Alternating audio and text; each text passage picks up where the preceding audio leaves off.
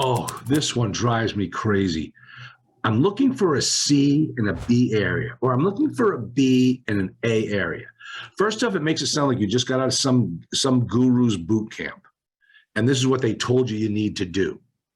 Everybody wants to buy a C in a B area. The broker hears that statement every time he speaks to a new person. Everybody wants to do this. The fact is that if you've never been in that marketplace and you don't know that area like the back of your hand, this broker is going to tell you whatever your itching ears want to hear. He's going to tell you, oh, yeah. Oh, this one's a great one. This one is a C in a B area. And then, of course, you go tell all your investors, this one's great. It's a C in a B area.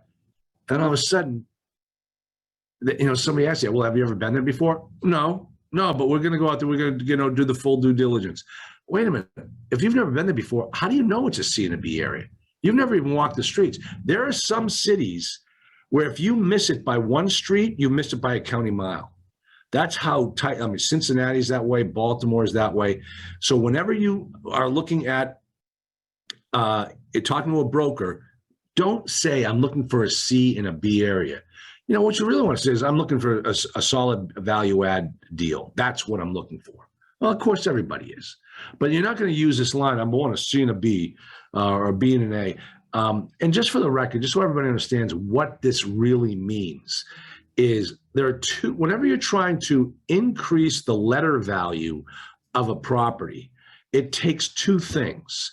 It takes the ability to rehab that property so that you can bring the quality of the asset from a physical standpoint from a C to a B or a B to an A or a D to an A or what have you.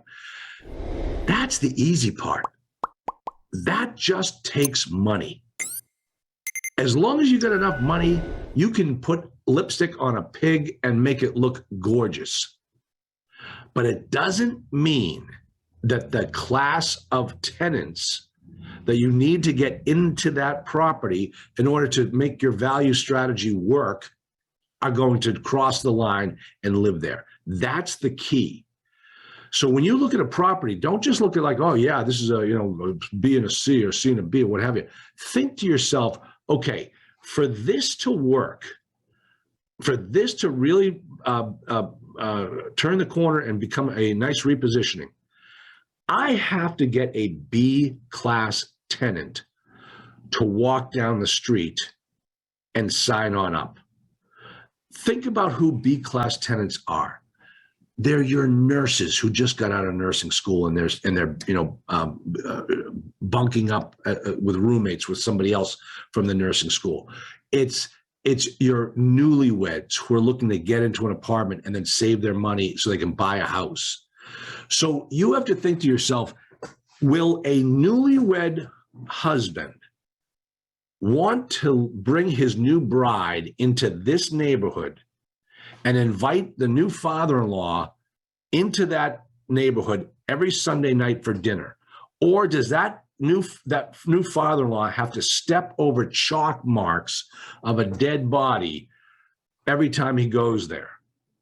If that's the answer, that'll never be a repositioning. Just don't do it, okay? So when you're talking about these types of repositionings, don't ask a broker, I'm looking for a C and a B area, especially if you've never been to the marketplace. And guys, I was guilty of this. I was so guilty of this. I got a really bad deal in Fort Worth, Texas. I thought it was a great deal. I thought we were getting a repositioning. Yeah, no, we weren't. No, I didn't know the marketplace. Broker sold me a bill of goods. I paid dearly for it. So make sure you don't make that same mistake.